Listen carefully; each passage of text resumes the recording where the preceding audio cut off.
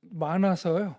그래서 이걸 어떻게 정리를 해서 좀 듣는 이들로 하여금 좀 쉽게 잘 이렇게 정리가 돼서 주님 도우셔 가지고 이렇게 복음과 또 성도 말씀이 이렇게 좀 같이 좀 전파되었으면 하는 바람이 있습니다. 제가 금요일 날 퇴근하면서 이제 제가 몇 번 말씀드리긴 했는데 이제 저희 통근차가 있어요. 그 이제 스타렉스를 타고 이제 스타렉스가 아니라 뭐죠? 그런가? 하여튼 이게 그 차를 타고 이제 출퇴근을 하는데요. 이제 뭐 갈 때 올 때 4명 정도가 탔어요. 근데 이제 퇴근하기 전에 한 5시쯤 됐는데 이제 졸음도 오고 이제 좀 이렇게 해서 직원들을 불렀어요. 그래서 이제 뭐 이런저런 얘기하다가 교회 말씀 나누기도 하고 뭐 또 그 친구들이 정치 얘기도 관심이 있어서 이제 이런저런 얘기하다가 제가 버럭 화를 내고 이제 왔는데 차 타고 오면서 다시 또 이제 그 얘기가 연장이 됐어요. 근데 어, 알았다고 그러고 그냥 그러고 내려서 그냥 왔는데요. 제가 화냈다라는 걸 말씀드리려고 하는 게 아니라 아, 이 신념이 있어요. 신념이. 그러니까 그 친구들이 다 젊은 친구들인데 뭐 이럴 수 있을 것 같아요. 많은 사람들은 과학을 믿잖아요.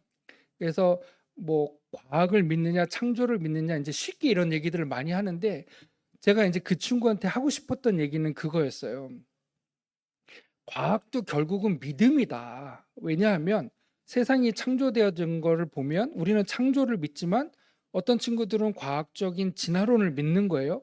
근데 진화론도 믿는 거잖아요. 예, 창조론도 믿는 거고. 그래서 제가 그 친구한테 하는 얘기는 뭐 진화론이 맞는지 틀리는지는 모르겠으나 너도 경험하지 못했고 너도 들은 사실에 대해서 나름대로의 신념과 어떤 소신이 생긴 거기 때문에 그것도 결국은 우리가 믿음 위에 있는 것이다. 그래서 우리가 사는 모든 것은 믿음에 기초하고 있다. 믿음의 기초. 다만 무엇을 믿느냐인 것이지 창조, 과학 이것이 옳고 그른 걸 떠나서 우리는 믿고 사는 존재이다. 이 믿음이 없이는 우리가 살 수 없다라는 거를 이제 제가 얘기를 했는데 잘 못 받아들이더라고요. 뭐 이런 얘기죠. 사실 이 건물이 우리는 안전한지 안 안전한지는 모르겠어요. 그러나 무의식적으로 우리는 이 건물이 안전하다고 믿고 있는 거예요. 왜? 아니면 성도님들 다 밖에서 집회를 하셔야 돼요. 이 건물이 무너지지 않을 것이다라는 표현하진 않았지만 일종의 믿음이 있는 것이죠. 어, 그렇지 않나요? 자동차를 타고 갈 때도 우리가 사고가 나지 않을 것이다라는 믿음이 있기 때문에 우리가 그것을 인지하지 못할 뿐이지 믿음이 있기 때문에 그 차를 타고 가는 것입니다.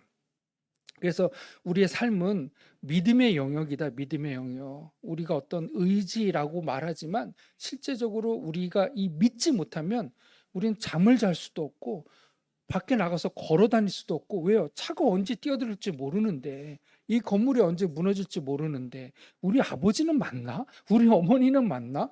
뭐 이런 의심이 한번 계속 들기 시작하면 우리는 살 수 없는 존재인 거예요. 그래서 이 삶 모든 영역에 실제로 우리는 믿고 살아가는 존재이다. 다만 누구를 믿을 것이냐, 무엇을 믿을 것이냐 이 선택의 문제인데 저는 개인적으로 하나님을 믿었으면 좋겠다라는 것을 이제 소개하려고 했던 것이죠. 우리가 뭐 창조과학도 하고 여러 가지 것들을 하지만 히브리서 말씀에 우리 형제님도 좋아하시는 말씀인데요. 11장에 보면 모든 창조는 무엇으로 되었다라고 말씀하세요. 네, 말씀으로 됐고 믿음으로 되었다라고 말씀하고 계세요. 한번 우리 11장 보실까요? 히브리서 11장 말씀입니다. 믿음의 장이잖아요. 근데 그 믿음의 장에서 창조를 언급하고 계신 거예요.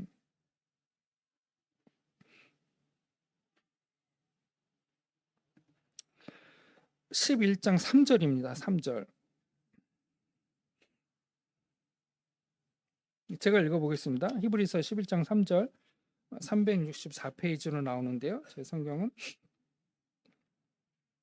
믿음으로 모든 세계가 하나님의 말씀으로 지어진 줄을 우리가 아나니라고 이렇게 되어 있어요. 그러니까 이 세상이 창조되어진 것을 알아요. 근데 어떻게 안다는 거예요? 믿음으로 안다는 거예요. 믿음으로. 우리가 창조가 이렇게 됐고 뭐 아베마에서 뭐 됐고 뭐 블랙홀이 아니면 뭐 빅뱅이 일어나서 됐다 이렇게 얘기하지만 아까 제가 말씀드렸잖아요. 결국은 다 그것도 우리가 무엇을 믿느냐의 믿음의 영역인 거예요.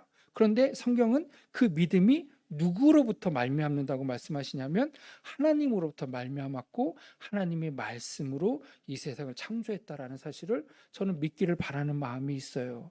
아니어도 다른 사람을 믿는다라고 말씀하시면 어쩔 수 없지만 우리는 이 하나님을 믿어야 될 이유가 있다라는 생각을 해봅니다. 제가 이제 엊그저께 아시는 것처럼 이제 인도네시아를 다녀왔잖아요. 저는 이 인천대교를 출퇴근하면서 비행기를 계속 보는데 같은 하늘에 저는 비행기가 7대가 떠 있는 것도 한번 본 적이 있습니다. 그 정도로 인천공항에 이제 비행기가 떴다 내렸다 하는데 그때 인도네시아 갈 때 이제 대기실에서 이렇게 기다리면서 그 터보 엔진이라고 하나요? 뭐 제트 엔진이라고 하나? 그 비행기에 달려 있는 엔진 있잖아요. 사람보다 뭐 몇 배 큰 그 기계가 거기에 달려 있는 것도 신기하지만 그걸로 그 물체를 띄운다는 거는 저는 지금도 잘 이해가 안 돼요. 예. 자동차가 달려가는 거는 좀 이해가 가요. 그런데 비행기가 하늘을 떠서 그 무거운 게, 야, 성도님들 그게 이해가 되십니까? 저는 아직도 이해가 안 돼요. 근데 뭐 과학자들은 설명을 하잖아요. 중력과 양력이 이렇게 뭐 힘을 균형을 맞추는데 양력의 힘이 더 크면 이게 떠서 간다. 그래서 엔진으로 양력의 힘을 키워서 먼저 올라간다. 이렇게 설명해 주면 아, 그냥 그렇구나라고 받아들이지만 그럼에도 불구하고 여전히 저 고철 덩어리가 수백 명을 안고 저 무거운 기계 엔진을 담고 하늘로 10km를 떠서 가요. 10km 공중에 10km를 떠서 가는데 그게 날아간다라는 게 정말 이해가 되지 않습니다. 그러나 들으면 아, 그렇겠구나라는 생각이 들어요. 성도님들 핸드폰 쓰시잖아요. 핸드폰 저는 전화하고 문자 정도만 쓰거든요. 근데 핸드폰의 기능이 무궁무진합니다. 성도님들 아마 그 기능의 5%도 못 쓰실 거예요. 그래서 알면 알수록 정말 신기한 것들이 많이 있는 거예요. 그것만 있겠습니까? 우리가 살고 있는 생활 영역에 정말 신기한 것들이 많아요. 다만 우리가 몰라서 모를 뿐인 것이지 세상의 많은 영역에서 정말 많은 것들이 발전하고 있고 많은 정보들이 있다. 그런데 유독 하나님에 대해서는 잘 모른다라는 생각을 해보게 되는 것이에요. 그래서 이 시간 하나님을 소개하려고 하는 거예요. 세상의 기술을 알면 알수록 정말 놀랍고 기가 차고 하는 일들이 있지만 비행기가 떠다니는 그런 일들이 있지만 하나님을 알면 그거보다 더 놀라운 일이 있다는 거예요. 더 놀라운 일. 우리가 다만 몰라서 못 믿고 못 받아들일 뿐인 것이지 하나님을 알면 알수록 이 비행기가 하늘을 나는 것과는 차원이 다른 놀라운 소식들을 이 성경에 담고 있어요. 그래서 그 하나님을 소개해 주고 싶은 것입니다. 그런데 선택의 여지가 있는 것이잖아요. 무엇을 믿을까? 내가 과학을 믿을 것이냐, 하나님을 믿을 것이냐라고 이렇게 주장하지만 결국은 믿음의 문제이기 때문에 오늘 이 시간 하나님이 소개되어지는 하나님을 통해서 믿음을 갖고 아, 정말 하나님이 이런 분이었어? 내가 몰랐구나. 내가 몰라서 못 믿었구나. 내가 몰라서 받아들일 수 없었구나라는 시간이 되셨으면 좋겠어요. 그래서 그 하나님을 아시고 마음에 믿는 그런 분이셨어. 내가 그러면 정말 받고 믿어야 되겠다라는 마음을 가지셨으면 하는 바람이 있습니다. 오늘 우리가 예배를 드렸습니다. 맞습니까? 예, 오늘 시간 예배를 드렸는데요. 요한복음 4장에 보면 그 사마리아 여인과 예수님이 이제 대화하는 장면이 나오잖아요. 그래서 우리 지난주에도 이제 한기영지님이 비슷한 말씀을 하셨는데 성도님들 오늘 예배 드릴 때 예수님이 그 말씀 하잖아요. 사마리아 여인이 우리가 어디서 예배를 드려야 됩니까? 그랬을 때 예수님이 너희는 모르는 것을 알지 못하는 것을 예배 드리지만 우리는 아는 것을 예배한다라고 이렇게 말씀하고 계시거든요. 성도님들 오늘 예배 드릴 때 아는 것을 예배 드리셨습니까? 알지 못하는 것을 예배 드리셨습니까? 예, 당연히 아는 것을 예배 드리셨겠죠.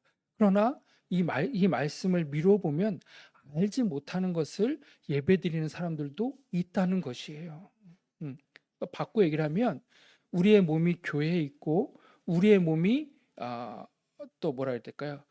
하나님을 알고 이 시간에 찬양을 부르고 기도를 한다고 하지만 누군가는 아는 것을 예배드리는 사람이 있는가 하면 누구는 알지 못하고 그 자리에 앉아 있다는 거예요. 이게 정말 놀라운 경고의 메시지라고 저는 생각합니다. 예. 미루어서 이 말씀을 또 다시 뒤집어서 생각해 보면 주님은 아는 것을 예배드리는 자로부터 예배를 받으시는 거고 알지 못하는 것을 예배드리는 자로부터는 예배를 받으실 수 없다는 거예요. 왜? 주님은 어디를 살펴보시는 분이에요? 마음을 살펴보시는 분이기 때문에 여기에 앉아있기 때문에 예배를 받으시는 게 아니라는 거예요. 그 마음을 살피셔서 정말 아는 것을 예배하고 있구나. 저 사람은 알지 못하는 것을 예배하고 있네. 몸은 비록 교회에 와 있지만. 근데 우리 성도님들은 다 아는 것을 예배 드리셨다고 생각합니다. 당연히 그러셨겠죠. 왜요? 우리가 알고 있는 것이 무엇입니까? 우리가 알고 있는 것이 무엇이에요? 그것을 오늘 소개해 드리려고 하는 겁니다. 우리는 아는 것을 예배해야 돼요. 아는 것을. 묵독되고 내가 교회에 있으면 하나님이 축복해 주시겠지. 내가 교회에 있으면 우리 자식이 잘 되겠지. 내가 11조를 하나님이 축복하시겠지. 이러한 하나님을 아는 것이 아니라는 거예요. 하나님이 정말 받으시는 예배가 무엇인지 우리는 그것을 알고 예배드리는 자다라는 것을 말씀드리고 싶습니다. 따라오고 계시죠? 어렵지 않으시죠? 네, 우리 선생님도 어렵지 않으시라고 생각합니다.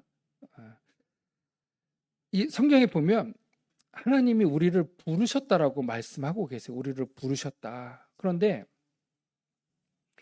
이 부르셨다라는 의미와 또 택하셨다는 단어를 쓰고 계신데 하나님이 왜 우리를 부르셨을까라는 생각을 좀 해봤어요. 우리 교회가 뭐라고요? 에클레시아라고 말씀드렸습니다. 그죠? 네. 그때 그 에클레시아 교회가 가지고 있는 뜻이 뭐라고요?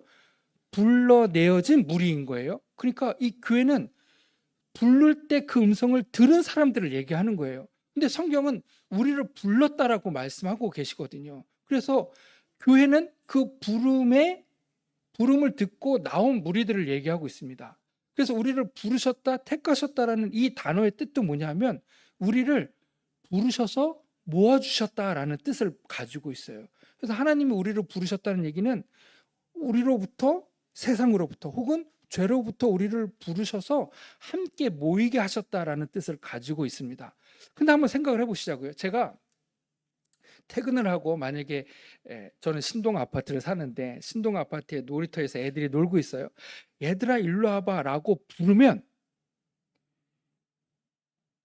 이건 유괴가 될 수 있겠죠. 그죠? 그렇지 않나요?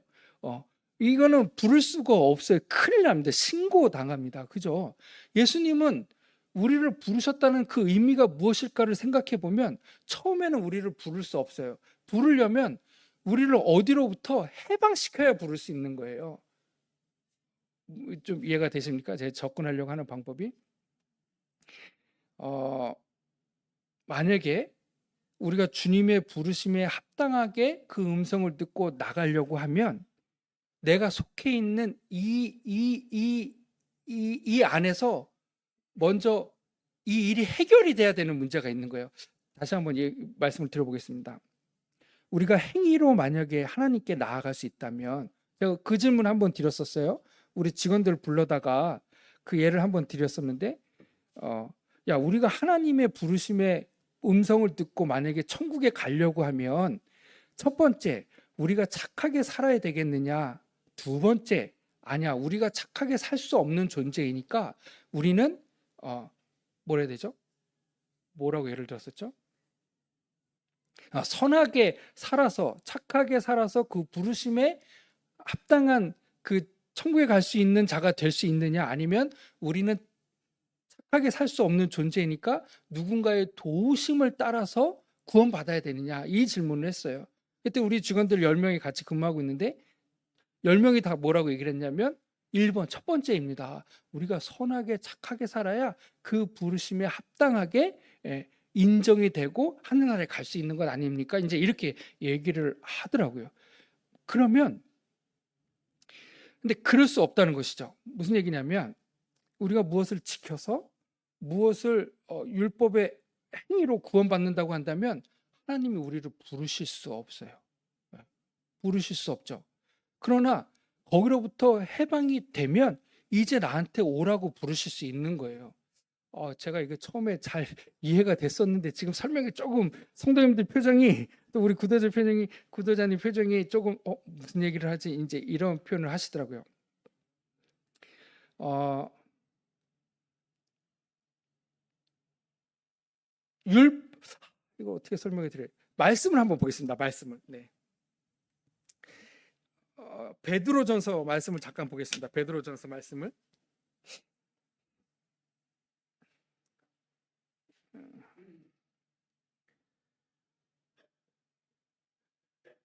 베드로전서 2장인데요.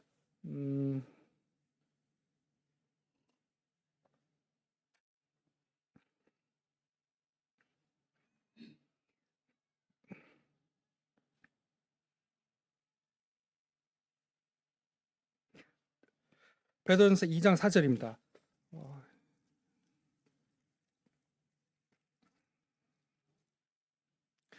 제가 읽겠습니다. 사람에게는 이제 버림받았으나 하나님께는 택하심을 입은 보배로운 산돌이신 예수에게 나와와라고 이렇게 말씀하고 계세요. 그리고 9절에 보면 이제 오직 너희는 택하신 족속이요라고 이렇게 말씀하고 계시는데요. 여기 보면 이제 택하셨다라는 말씀을 하고 계세요. 하나님이 예수님을 택하셨고 9절에도 보면 하나님이 우리를 택하셔서 이제 왕 같은 제사장들과 거룩한 나라의 백성으로 이제 삼으셨다라고 말씀하시는데 이 하나님의 부르심과 택하심이 가능하려면 우리가 이 행위로부터 자유함을 얻지 않으면 부를 수 없는 거예요. 그래서 우리가 하나님이 우리를 택하셨다, 부르셨다라는 그 의미는 이제는 내가 너를 내 아들, 내 자녀로 삼을 수 있는 기회가 되었다, 환경이 조성되었다라는 말씀을 하고 계시는 거죠. 우리가 행위로 뭘 하려고 하면 그리고 내가 선해서 내가 하나님의 자녀로 되려고 하면 하나님이 우리를 부르실 수가 없는 거예요. 왜? 그렇게 해서는 자녀가 될 수 있는 방법이 없기 때문에. 그래서 그 방법을 깨쳐야만 그 행위로 혹은 선해서 내 자녀가 된다라고 믿고 있는 많은 사람들이 있으면 그런 사람들을 하나님이 부르실 수 없는 거예요. 그것을 깨우쳐야만 거기서 깨져서 나와야만 이제 내가 너를 부를 수 있어. 이제는 내 자녀가 될 수 있는 방법이 있는 거야 라는 것을 우리에게 소개시켜 주고 계신 것이죠.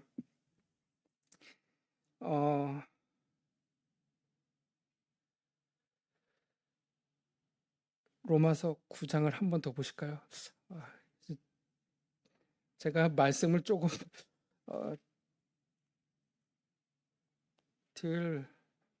아마 묵상을 한 게 아닌가 싶어서 좀 죄송스러운 마음이 있는데요.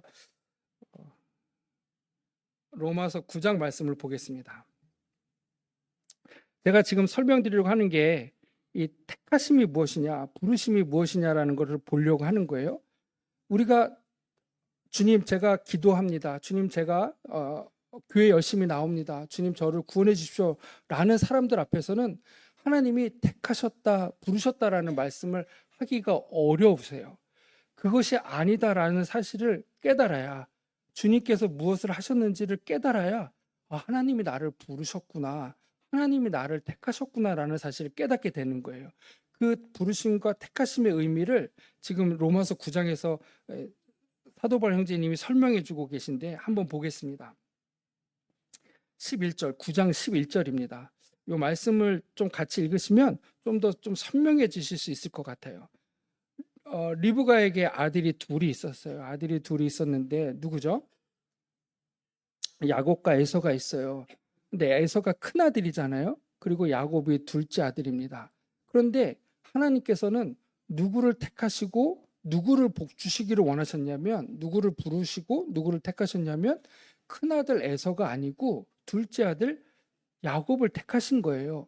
그런데 성경은 지금 뭐라고 증거하고 있냐면 이상하다. 야곱과 에서가 태어나지도 않았는데 그가 무슨 착한 일과 선한 일을 하지도 않았는데 하나님은 택하셨다는 거예요. 누구를? 둘째 아들을 택하셨다라는 거예요. 그러면 우리가 생각해 볼 때 뭐야? 하나님의 축복과 하나님의 장자의 직분과 하나님의 영광을 받을 수 있는 이 장자의 직분을 실제로 태어난 에서에게 주지 않고, 장자였던 에서에게 주지 않고 야곱에게 주었다는 거예요. 둘째 아들에게. 그런데 더 신기한 건 야곱이 뭐 선한 일을 하지 않았다는 거예요. 선한 일도 하지 않고 아직 태어나지도 않았는데 나는 야곱에게 축복해 줄 거야. 그리고 나는 야곱을 택했어라고 말씀하시는 거예요. 우리가 일반적으로 생각할 때는 아까 우리 직원들한테 물어봤잖아요. 어떻게 하늘나라 갑니까? 첫 번째, 착한 일을 해야 돼. 선해야 돼. 그래야 우리는 하나님께 택하심을 받을 수 있을 거라고 생각하는 거예요. 그런데 성경은 그렇게 소개하고 있지 않다는 겁니다. 하나님의 택하심은 주권적인 것이고 우리의 행위에 따라서 내가 너를 내 자녀로 택했어라고 성경은 말씀하지 않는 거예요. 그래서 하나님의 택하심은 우리 행위 가운데 있는 사람들을 택할 수 없다는 겁니다. 그리고 행위에 따라서 우리를 부르시지도 않는다라는 것을 성경은 얘기하고 있어요. 이 복음을 깨달았으면 좋겠습니다. 그러면 우리가 하나님을 바라볼 때 어떻게 믿어야 되겠다라는 이 마음의 동기가 생겨날 거예요. 한번 보시겠습니다. 9장 11절입니다.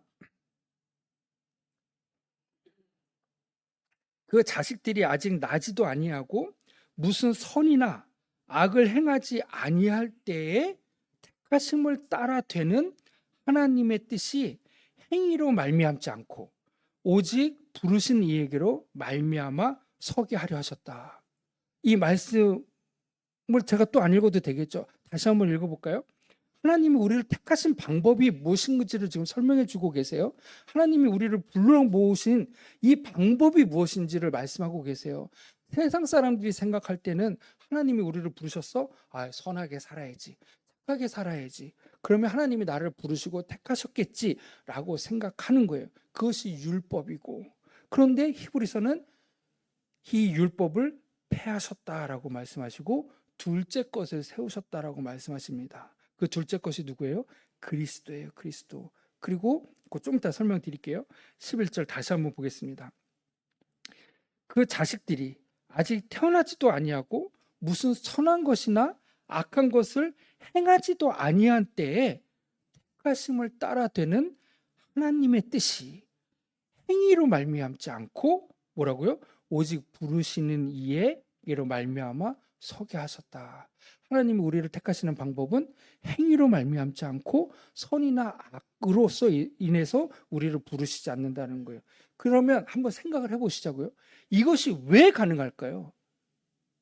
우리가 선이나 악을 행하지도 않았는데 그리고 잘한 것도 없는데 왜 나를 하나님의 자녀라고 부르실 수 있고 택하실 수 있었을까요? 왜요? 첫째 것을 폐하시고 둘째 것을 세우셨기 때문이죠. 그 둘째 것이 뭡니까? 바로 예수 그리스도. 우리가 행위로 구원받는다 그러면 하나님 우리 못 부르신다니까요. 왜? 행위로 구원받을 사람이 아무도 없어요. 주님 저 뭐 해가지고 하늘나라 갈게요. 하나님 부르실 수 없어요. 안타까워요. 왜? 행위로 되지 않는데, 행위로 의롭게 될 수 없는데 왜 행위로 된다고 할까? 그럼 하나님이 부르고 싶으셔도 부르실 수가 없는 거예요. 그런데 그 사람이 깨닫는 것이죠. 뭘 깨닫는 거예요? 행위로 되는 게 아니라 또 다른 길이 있나 보다. 그 주님의 부르심과 택하심에 합할 수 있는 또 다른 길이 무엇이냐? 율법을 폐하시고 둘째 것을 세우신 누구? 예수 그리스도. 예수 그리스도로 말미암는 무엇입니까? 믿음. 우리에게 믿음을 주신 거예요. 그래서 각자 믿음을 가지고 계시면, 각자 행위를 가지고 있으면 하나님이 부를 수 없어요. 왜? 행위로는 의롭게 될 사람들이 없으니까. 그러나 믿음을 가지고 계시면 하나님이 이제 부르실 수 있는 것이죠. 그래? 믿음만 있으면 돼. 믿음이 있으면 너 내 제자 될 수 있어. 너가 선이나 악한 걸로 되지 않는 거야. 하나님의 주권적인 부르심이 있는 거야. 그런데 그 부르심의 근간은 무엇이냐면 바로 예수 그리스도를 믿는 것이지. 그래서 예수 그리스도를 그 믿는 믿음이 있으면 내가 너를 부를 수 있어. 라는 이 부르심에 우리가 화답할 수 있는 것이죠. 성경은 그 얘기를 하고 있는 것입니다. 그래서 우리가 구원받는 것은 성경은 일관되게 얘기하고 있습니다. 우리의 의로움과 우리의 착함과 우리의 선함으로 되는 것이 아니라 예수 그리스도를 믿는 믿음으로 되는 것이다. 이 말씀하고 계세요. 그래서 지난번에도 잠깐 그 말씀을 드렸는데 우리 새로 오신 분도 계시니까 우리 갈라디아서 2장 말씀을 잠깐 살펴볼까요? 그 부르심의 의미를 아셨겠죠. 예. 우리가 율법 아래 있으면 그 부르심에 화답할 수 없다니까요. 그러나 예수 그리스도의 믿음을 가지고 있으면 아 그렇구나. 우리 주님께서 야고가에서 그들이 착한 것, 선한 것, 행한 것 이것을 보고 부르신 것이 아니라 하나님의 주권으로 되는 것이 있는데 주권적인 부르심 그것이 뭐냐면 예수 그리스도를 믿는 믿음의 그 믿음을 보고 이제 우리를 부르실 수 있었구나라는 말씀을 하시는 거예요. 갈라디아서 2장 보면 2장 16절입니다. 저는 이 말씀도 아마 요한복음 3장 16절과 좀 버금가는 굉장히 중요한 의미를 담고 있는 말씀이 아닌가 이런 생각이 들어요. 갈라디아서 2장 16절입니다.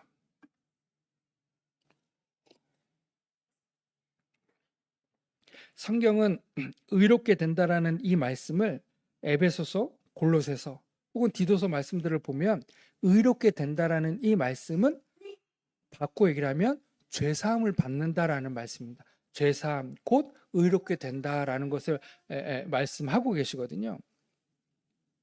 그래서 사람이 의롭게 된다라는 것은 죄 사함을 받는 것이다. 죄 씻음을 받는 것이다 라고 이렇게 이해하시면 되겠습니다. 그러면 16절을 한번 읽어보겠습니다. 사람이 의롭게 되는 것은 사람이 죄 씻음을 받는 것은 율법의 행위에서 난 것이 아니다라는 것을 성경은 명확하게 얘기해 주고 있습니다. 그것이 하나님이 우리를 부르신 목적과도 맞는 것이죠. 방금 읽었던 로마서 9장 말씀과 일맥상통한 말씀이에요. 우리를 부르신 그 부르심은 행위로 말미암은 것이 아니다라고 말씀하고 계시죠. 그래서 사람이 의롭게 되는 것은 사람이 죄 사함을 받는 것은 율법의 행위에서 난 것이 아니고 어떻게 해요? 오직 예수 그리스도를 믿음으로 말미암는 줄 아는 거로 이렇게 말씀드렸습니다. 제가 아까 처음에 서두에 그 말씀을 드렸어요. 많은 과학적인 기술들이 있고 발전을 했어요. 우리가 알면 알수록 너무 신기하고 대단해요. 그런데 사실 성경을 통해서 우리가 하나님을 알면 알수록 더 신기합니다. 지금 우리가 이 성경을 통해서 하나님 또 하나님의 독상하신 예수 그리스도 그 아들 예수 그리스도를 설명하고 있는데 이 아들 예수 그리스도가 우리에게 주신 것이 있어요. 주신 것이 뭐라고 말씀하세요? 우리를 의롭게 하셨다라고 말씀하고 계시는 거예요. 우리의 죄를 속하셨다라고 말씀하고 계세요. 그리고 아까 또 말씀드린 것처럼 우리 성도님들은 아는 것을 예배하고 알지 못하는 것을 예배하는 것이 아니잖아요. 여기도 말씀 읽어보면 뭐라고 말씀하십니까? 오직 예수 그리스도를 믿음으로 말미암는 줄 아는 거로 무엇이? 사람이 의롭게 되는 것은 예수 그리스도를 믿음으로 말미암는 줄 아는 거로 우리는 이 사실을 알고 있는 것이에요. 그리고 이 사실을 알고 있기 때문에 우리를 구원하시는 하나님 앞에 참 예배를 드릴 수 있는 것이죠.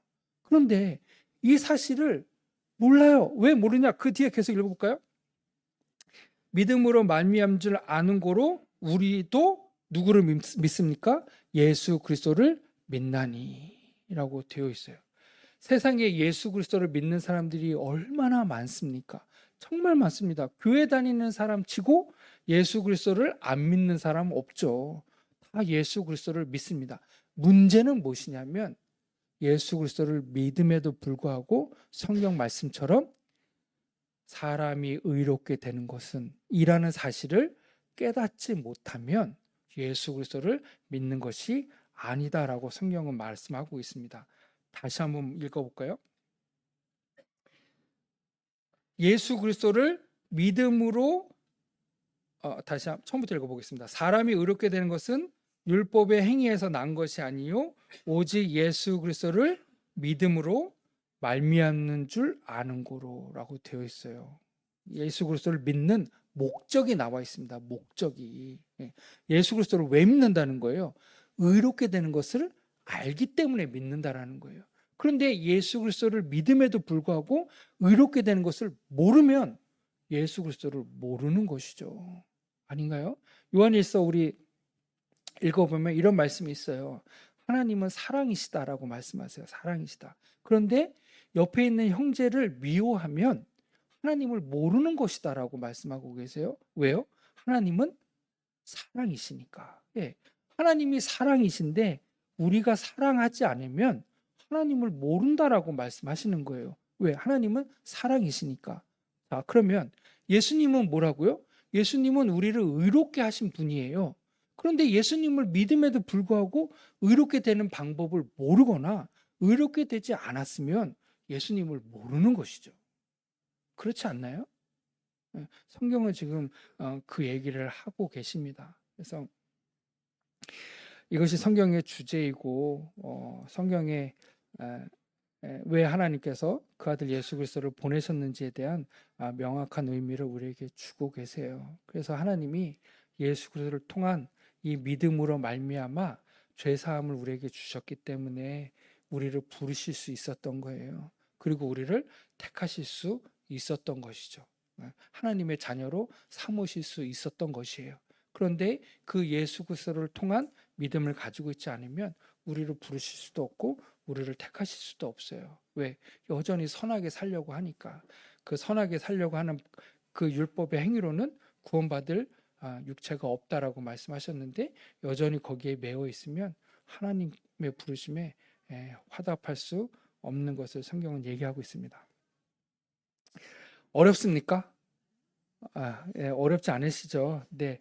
아마 좀 성경을 읽으시고 또 교회 나오셨으면 어느 정도 이해하실 수 있으라고 생각이 되어집니다. 그리고 사실 이게 좀 더 중요한 포인트라고 생각합니다. 왜냐하면 많은 사람들이 여전히 어디에서 갈등하고 있기 때문에 그 선하게 살려고 하는 것과 또 믿음이 무엇인지에 대한 여전한 갈등이 있기 때문에 그 명확한 갈등을 좀 이렇게 해소시켜 드리려고 말씀을 드렸어요. 하나 더 예를 들어보면 또 우리가 그것을 이해하는 데 도움이 될 것 같아요. 이제 인도네시아에 있었을 때 거기 대부분 그 형제님들이 또 혹은 구도자분들도 그렇고 대부분 이제 한국에서 일하다 오신 분들이 많으세요. 그래서 이제 한국말들도 조금 하시는데 제가 이제 일하다 오신 분들께 구도자분들께 그런 말씀을 드렸습니다. 한국에서 일할 때 물론 이제 악덕 사장들도 있겠죠. 일했을 때 열심히 일했을 때 뭐 200이든 뭐 300이든 돈을 받으면 그 돈을 받았을 때 감사한 마음이 듭니까 안 듭니까 이렇게 여쭤봤어요. 그랬더니 뭐라고 말씀하시겠어요? 감사하지 않다고 하죠. 왜?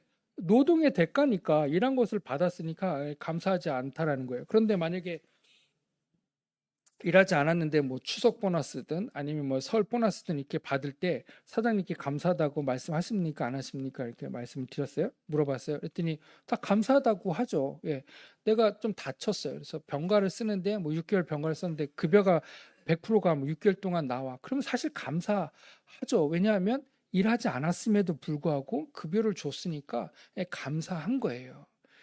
복음은 이와 같다라고 성경은 얘기하고 있습니다. 무엇이냐면 내가 일해서 급여를 받으면 당연한 것이에요. 고마운 게 없어요.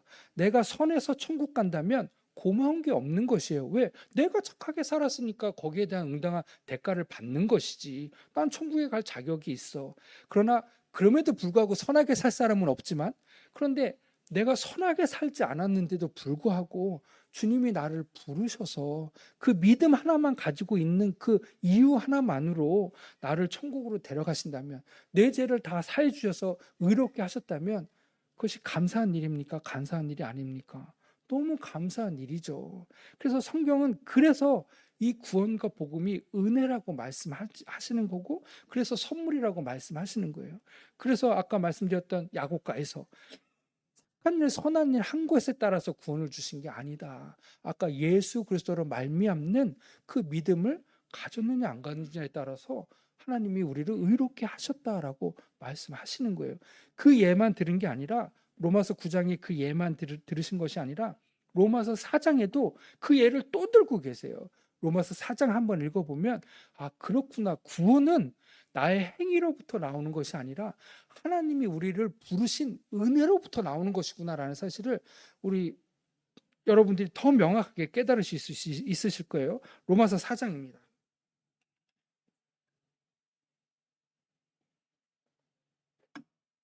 여러 번 드렸던 말씀입니다. 여러 번 드렸던 말씀.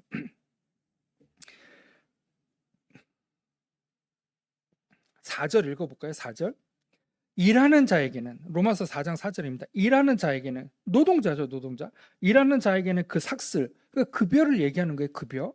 일하는 사람에게는 그 급여가 은혜로 여기지 아니하고, 은혜가 아닌 것이죠. 빚으로 여긴다라는 거예요. 당연히 그렇죠.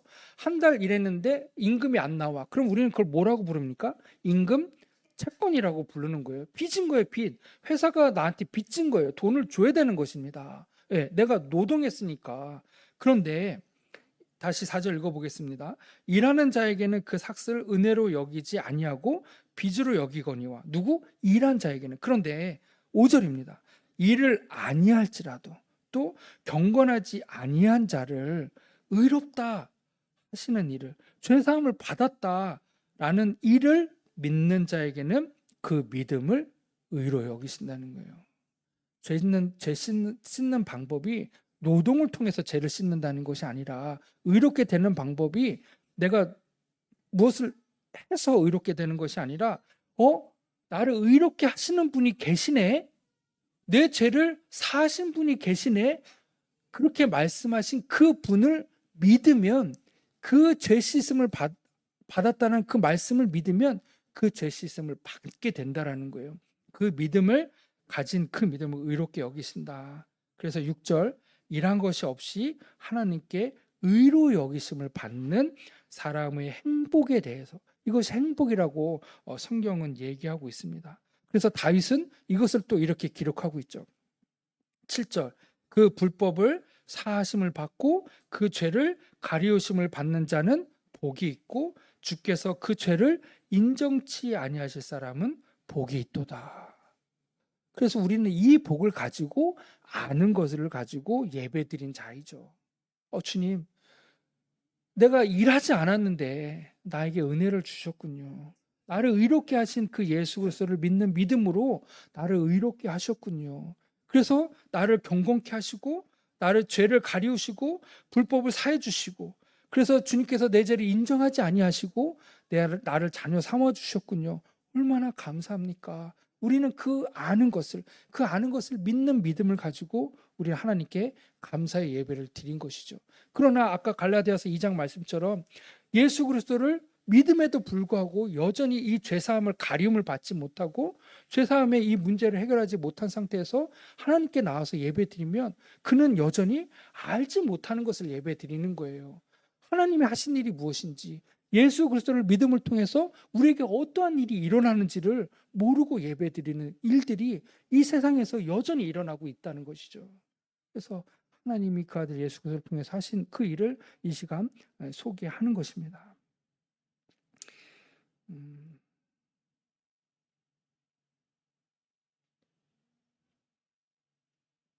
4장 계속 읽어보면요.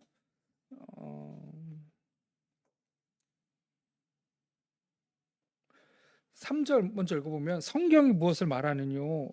지금 이 일한 자, 일하지 않는 자에 대한 이 내용을 성경이 얘기하고 있다는 겁니다. 성경이 믿음으로 이렇게 되는 것을 성경은 얘기하고 있다라고 말씀하시고, 그 다음에 계속 읽어볼게요.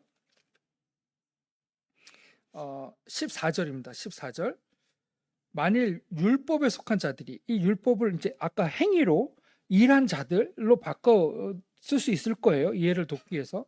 만약에 착하게 살아서 그런 자들이 하나님의 자녀가 되고 후사가 되면 믿음은 헛것이다라는 거예요. 헛것이다. 그리고 약속은 폐하해졌다. 내가 너의 죄와 불법을 다시는 기억하지 않겠다라고 약속하신 그 피로 세운 그 언약과 약속이 효력이 없다는 거예요. 효력이. 무엇으로 구원받는다면? 행위로 구원받는다면. 그리고 행위로 주님 앞에 나아갈 수 있다면, 그리고 그걸로 인해서 하나님의 자녀가 된다라고 한다면, 야, 도대체 믿음은 뭐야? 그리고 내가 죄를 기억하지 않는다고 하셨던 하나님의 약속은 뭐야? 그것이 의미가 없어진다는 거예요. 그래서 16절. 그러므로 후사가 되는 것은, 후사는 뭡니까? 하나님의 자녀, 상속자, 그 하늘나라의 기업을 이을 자, 이 하나님의 자녀가 되는 방법이 은혜에 속하기 위해서 무엇으로 된다고 말씀하십니까?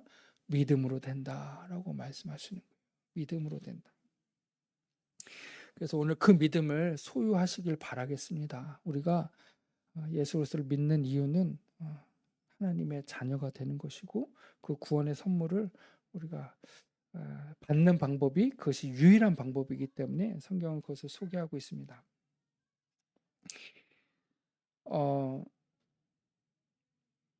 마태복음 7장에 보면 이런 말씀이 있어요. 이제 제가 이번 주에 이제 양구를 가잖아요. 살살 떨리기도 하고 그래서 성도님들께서 많이 기도해 주셨으면 좋겠습니다. 그래서 어떻게 그분들과 이제 교제를 할까, 첫 테이프를 어떻게 이제 시작을 할까 이 생각을 좀 하면서 들었던 생각은 이제 마태복음 7장 말씀인데요. 마태복음 7장에 보면 제가 이제 뭐 아버지잖아요. 물론 여기서는 다 저보다 나이 드신 성도님들도 많이 계신데 저는 가정에서 이제 아버지입니다. 그러면 아버지가 아들한테 좋은 것을 주려고 하잖아요. 누가 나쁜 것을 주겠습니까? 이 시간 제가 드리는 말씀과 또 이 복음의 말씀들이 제가 사꾼이 아니잖아요. 제가 뭔가 이익을 취하기 위해서 지금 드리는 말씀들이 아닌 것이잖아요. 우리 아버지가 자녀에게 말하듯이 또 우리 자녀에게 누구보다도 좋은 것을 주고 싶은 사람이 부모이잖아요. 그러니까 그 부모의 마음을 가지고 누가 자녀가 떡을 달라 하면 돌을 주고 또 생선을 달라고 하면 뱀을 주겠냐 이런 말씀 하신단 말이에요. 저도 동일한 마음으로 어, 여기 계신 분들이 제 자녀는 아니지만 어쨌든 아비된 마음으로 그 아버지가 자녀에게 정말 좋은 것을 상속받을 수 있도록 더 이 세상과는 다른 더 좋은 것을 누리고 싶은 마음을 누구보다도 가지고 있지 않겠습니까? 그래서 그 좋은 것이 무엇인가를 생각해 보면 이 세상에 소망을 두지 않고 주님 오셨을 때 우리가 고통받는 지옥 속에 가지 않도록 우리 자녀들이 세상에서 성공하기를 누구보다 바라잖아요. 세상에서 성공을 목적을 두는 건 아니지만 고통받지 않고 힘들지 않고 살기를 바라는 마음이 부모의 마음인 거예요. 주님의 마음도 동일한 것입니다. 우리 자녀들에게 더 좋은 것을 주고 싶은 것이 주님의 마음이고 하나님의 마음이잖아요. 그러면 우리가 이 세상을 고행하면서 살기를 원하시겠습니까? 아니면 은혜를 주셔서 평안 가운데 기쁨 가운데 그 삶을 누리기를 원하시겠습니까? 우리 주님은 믿음으로 의롭게 되는 방법을 주셨어요. 고통 가운데 신음하고 고행을 해서 하나님 나라에 올 수 있도록 우리를 그렇게 구원하시는 분이 아니세요. 그건 누구에게 다 맡기신 거예요? 그 아들 예수 그리스도에게. 예수 그리스도께서 다 죄를 담당하신 거예요. 나 대신 고난받고 우리 대신 고난받고 우리 대신 죄값을 치르게 하신 거예요. 우리를 너무 사랑하시니까. 그게 부모의 마음이잖아요. 그 부모의 마음을 우리가 깨닫고 그렇구나.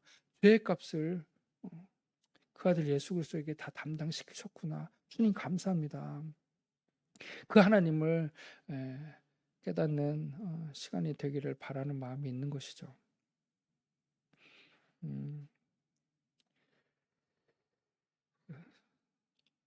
이렇게 자꾸 생각이 나는데 스토리가 뒤에가 생각이 안 나서 말씀을 못 드리겠네요. 시간이 한 5분 정도 좀 남았는데 그 택하심을 받은 자들의 특징이 있습니다. 그거 잠깐 말씀 나눠보겠습니다. 우리 로마서 찾으셨으니까 로마서 8장을 한번 넘어가 보겠습니다.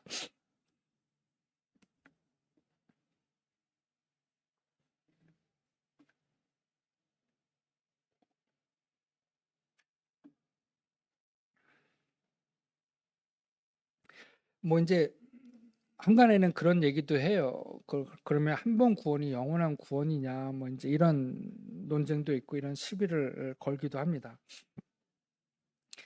그런데 성경은 정확하게 뭐라고 말씀하시냐면 우리가 이해할 수 있도록, 우리가 이해하기 편하도록 성경은 정확하게 뭐라고 말씀하시냐면 옛날 제사장이 드렸던 제사와 그 하나님의 아들 예수 그리스도가 제물 되셨던 제사와는 차이가 있다라는 것을 말씀하고 계세요. 이해하기 쉽게. 그래서 히브리서 9장 10장을 읽어보면 봐라 옛날에 예수님이 오시기 전에는 해마다 이 속죄물을 잡아서 죄를 사했지 않느냐. 그러나 이 내 아들 예수 그리스도는 그 보배로운 피로 한 번 제사를 드림으로 영원한 속죄를 이루었다라고 말씀하셔서 단번에 속죄를 이루시고 또 이를 믿는 자들을 뭐라고 말씀하세요? 제가 잠깐 읽어보겠습니다.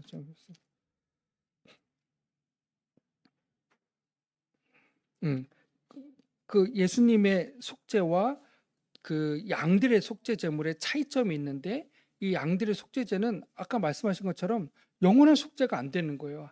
한 번의 속죄가 영원한 속죄가 안 되는 겁니다. 그래서 해마다 계속해서 제물을 드려야 했는데, 예수님의 속죄는 좀 다르다라는 거예요. 뭐라고 말씀하시냐면, 저가 한 제물로 거룩하게 된 자들을, 예수님의 그 피가 그 사실을 믿는 자들을 거룩게 하셨어요. 그 믿음을 의롭게 하셨어요. 그런데 그 이후에 또 어떤 일이 일어나냐면, 거룩하게 된 자들을 영원히 온전케 하셨느니라 라고 주님이 약속하셨어요. 영원히 온전케 하셨다. 그래서 이 구약의 제물과 예수님의 제물의 차이점은 영원히 온전케 하는 힘을 가지고 있다라고 그 차이점을 분명히 설명해 주고 계십니다. 그래서 8장을 읽어보면 이런 말씀을 하시는 거예요. 8장 33절입니다.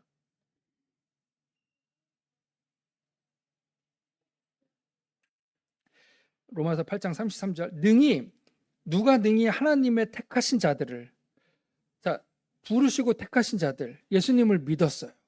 그래서 좋아. 예수님의 피가 내 죄를 속하셨구나. 그래서 그 믿음으로 의롭게 되는구나 라는 사실을 믿었습니다. 그런데 이 믿음이 영원한 거야? 한 번 속죄, 한 번 구원은 영원한 거야? 라는 의심이 들 수 있겠죠. 근데 히브리서 말씀은 아까 말씀드린 것처럼 거룩하게 된 자들을 영원히 온전케 하셨다라는 약속도 하셨고, 또 로마서에서도 이런 약속을 하고 계세요.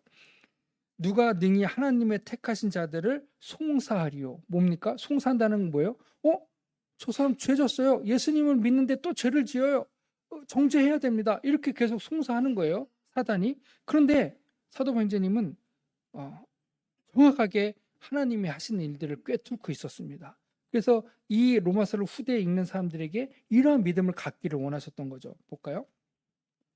의롭다 하시는 이는 누구라는 거예요? 하나님이 의롭게 하셨다라는 거예요. 네.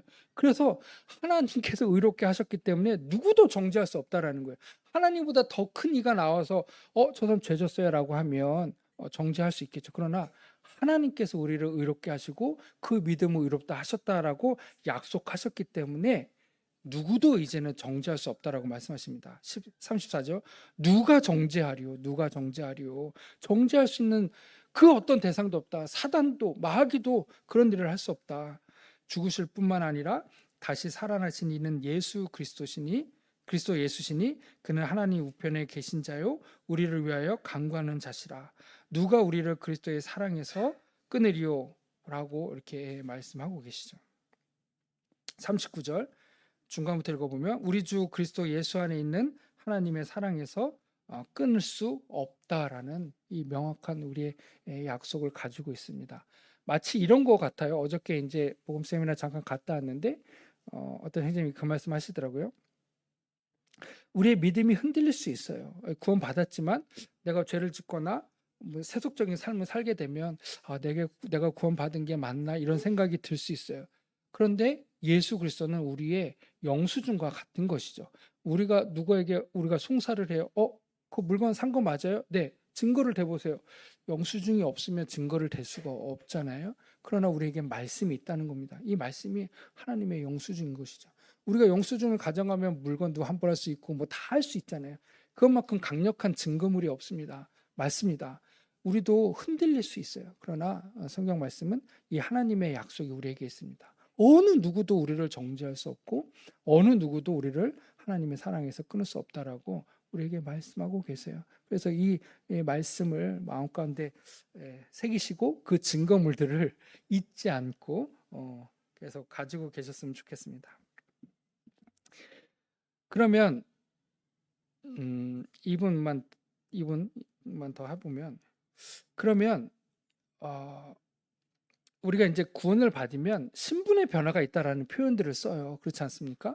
그래서 이제 신분의 변화가 일어났고 그 신분에 맞는 삶을 산다라고 얘기하고 있는데, 그런 말씀들이 있더라고요. 그래서 그 말씀 딱 하나만 보고 마치겠습니다. 골로새서 말씀입니다. 골로새서.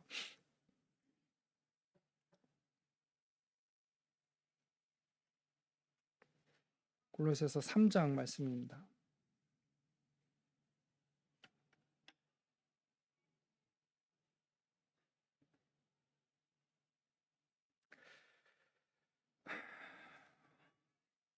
우리가 이제 복음을 설명할 때 좀 이렇게 없는 단어이지만 조금 찾아내서 설명드리는 단어가 있어요. 그래서 구원받으면 우리가 하나님의 자녀가 됐고, 그래서 하나님의 자녀로서 살아가는 것이다. 그래서 우리가 하나님의 자녀로서 살 수도 있고 또 육신적으로 살 수 있지만 그것에 의해서 우리의 구원이 흔들리는 것은 아니다라는 말씀을 이제 드리려고 하는 겁니다. 골로새서 3장 12절에 보면 이 말씀을 하고 계세요. 10절부터 볼까요? 골로새서 3장 10절에 보니까 새 사람을 입었으니라고 되어 있어요. 그래서 우리가 구원받은 것은 우리가 새 사람이 된 겁니다. 새 피조물. 성경은 거듭났다라고 얘기하고 있는데 우리는 처음에 태어날 땐 세상에서 태어났어요. 근데 우리가 죄 사함을 받고 의롭게 되면, 그래서 그런 사실을 믿고 하나님의 자녀가 되면 우리는 하나님의 자녀로 태어나는 것입니다. 그 니고데모는 뭐라고 말씀하세요? 거듭나야 된다라고 말씀하셨잖아요. 그래서 성경은 그것을 거듭났다, 하늘에서 태어났다라고 말씀하고 계시거든요. 그래서 우리는 예수 그리스도를 믿는 순간 그 죄 사함을 받으면 우리 하나님의 자녀로 새롭게 태어납니다. 그래서 성경도 그걸 증명하고 있는 거예요. 3장 10절에 보니까 골로새서 새 사람을 입었으니, 그리고 12절에 이렇게 말씀하십니다. 그러므로 너희는 하나님의 택하신 거룩하고 사랑하신 뭐처럼요? 자처럼. 뭘 얘기하고 있습니까? 신분을 얘기하고 있더라고요. 신분. 아, 그렇구나. 우리가 이제 구원받았으면 새 사람이 되었고 새 피조물이 되었고 하나님의 택하심을 받았구나. 성경은 지금 그렇게 얘기하고 있는 거예요. 하나님의 택하신 거룩하고 사랑하신 자처럼 살아가라 라고 우리에게 말씀하고 계시더라고요. 바꿔 얘기를 하면 그 뒤에 뭐라고 되어 있습니까? 긍휼과 자비와 겸손과 온유와 오래 참음을 갖고 살아가면 그리스도인이 된다는 의미가 아니에요. 이 말씀의 의미를 깊이 깨달으셨으면 좋겠습니다. 우리가 오래 참고 또 긍휼하고 자비와 겸손을 베풀면 하나님의 자녀가 되겠지라는 것이 아니라 하나님의 택하신 자가 되어야만 이렇게 살아가는 것이 의미가 있다라는 겁니다. 하나님의 택하신 자가 되고 거룩함을 입은 자들, 새 사람을 입은 자들이 그런 자처럼 살아갈 때 하나님이 기뻐하시고 우리가 아는 것을 예배드리는 것이지, 이 택하심을 받은 사실이 없고 부르심에 우리가 거듭난 사실이 없는데 이렇게 살아가면 주님이 이것을 기쁘게 여기실 수 없다라는 거예요. 자처럼 살아가는 것이지 구원받지 않았는데 우리가 그렇게 사는 것은 하나님 앞에 의미가 없는 것이다. 이 말씀의 의미들을 좀 깨달으셨으면 좋겠습니다. 제가 좀 더 쉽게 좀 정리하고 올라왔어야 되는데 조금 군데군데 어려운 부분은 좀 있었다고 생각이 되어집니다. 그래도 충분히 이해하시는데 어려움이 없었을 거라고 생각합니다. 예, 또 궁금하시거나 또 좀 더 알기를 원하시면 우리가 개인 교제도 있고 또 그런 시간들이 있으니까 좀 더 이렇게 구독자분들하고 또 그런 궁금한 부분들에 대해서 함께 교제 나누셨으면 좋겠습니다. 감사합니다.